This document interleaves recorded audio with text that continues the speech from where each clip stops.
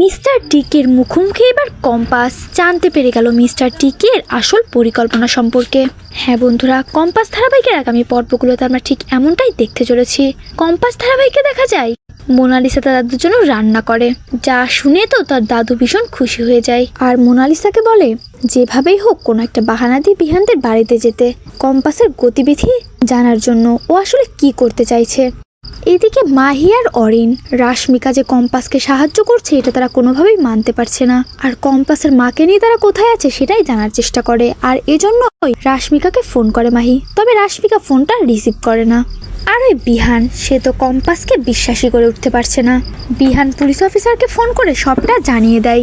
কম্পাসের বারণ করা সত্ত্বেও বিহান পুলিশকে সবটা জানিয়ে দেয়, আর এটাও বলে এখনই কোনো অ্যাকশন না নিতে, যদি পরিস্থিতি বেশি খারাপ হয় তাহলে তারা জানাবে। এদিকে বিহান যে পুলিশকে সবটা জানিয়ে দিয়েছে সেটা শুনে ফেলে ঋতুজা চৌধুরী। ঋতুজা চৌধুরী বিহানকে অনেকটা বকাবকিও করে, তবে বিহান তো কোনো কথা শোনার পাত্রই নয়। ঠিক তখনই ওই ন্যাকা মোনালিসা এসে হাজির হয়। মোনালিসাকে দেখেই তো ঋতুজা চৌধুরীর মাথায় আগুন জ্বলে ওঠে।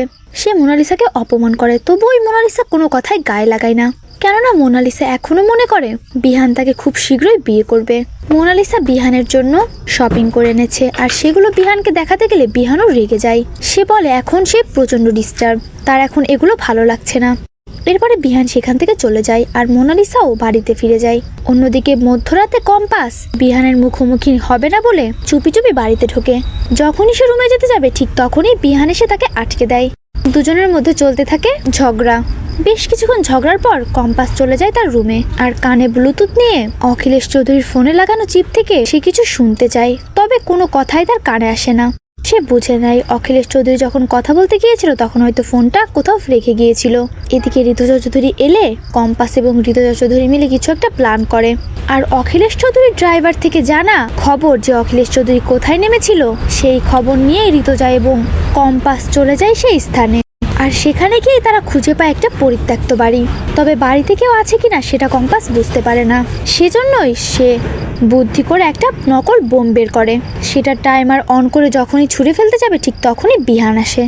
বিহান এসে চিৎকার করে বলে ওঠে তুমি তো খুব ডেঞ্জারাস মেয়ে, এর ভেতর তো তোমার বাবাও থাকতে পারে। তবে কম্পাস বলে এতে কিছুই হবে না। এই বলে কম্পাস ওই বোমটা ভেতরে রেখে দেয়। বোমের ভয় সেখানে থাকা গুন্ডাগুলো কম্পাসের বাবাকে ওখানে ফেলেই পালিয়ে যায়। অন্যদিকে দেখা যায় সব ষড়যন্ত্রের মূল ওই মিস্টার টিকে কলকাতায় এসেছে, আর সে এবার চায় তার সমস্ত কাজ কম্পাসকে দিয়ে করাতে। সেই কম্পাসকে হাতিয়ার করেই অনেক টাকার মালিক হবে। আর টিকের লোকেরাও ওই মিস্টার টিকেকে জানায় যে বস, ওই মেয়েটিও নাকি আপনার সঙ্গে দেখা করতে চায়।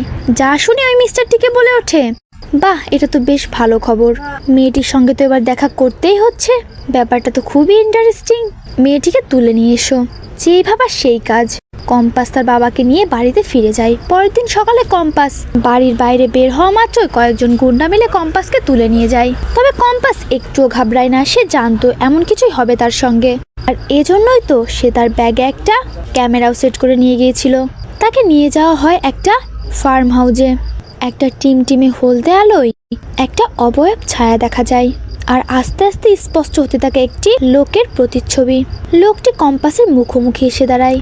কম্পাস লোকটিকে দেখেই হেসে দেয় আর বলে ওঠে কি মিস্টার টিকে, তাহলে আমাকে আপনার দরকার পড়লই তো, তবে আপনি আমাকে ফোন করতেন, আমি নিজে থেকেই চলে আসতাম আপনার সঙ্গে দেখা করতে।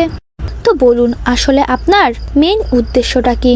তখনই টিকে বলতে থাকে আমার ওই ফর্মুলাটা চাই কম্পাস, আর সেটা তুমি আমাকে দিতে বাধ্য। ওই ফর্মুলা দিয়ে আমি বিশ্বের সবচেয়ে ধনী লোক হব, ওটাকে আমি কালোবাজারে বিক্রি করে কোটি কোটি টাকা ইনকাম করব। এদিকে এই সবটাই তো কম্পাসের ব্যাগে লাগানো ওই ক্যামেরাতে রেকর্ড হচ্ছে, আর অন্যদিকে নিউজ চ্যানেলও দেখানো হচ্ছে, যেটা সারা বিশ্ব দেখতে পারছে।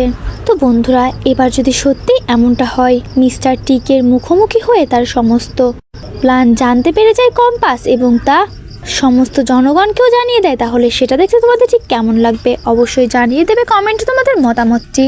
আর চ্যানেলে নতুন হয়ে থাকলে অবশ্যই চ্যানেলটি সাবস্ক্রাইব করতে একদমই ভুলো না।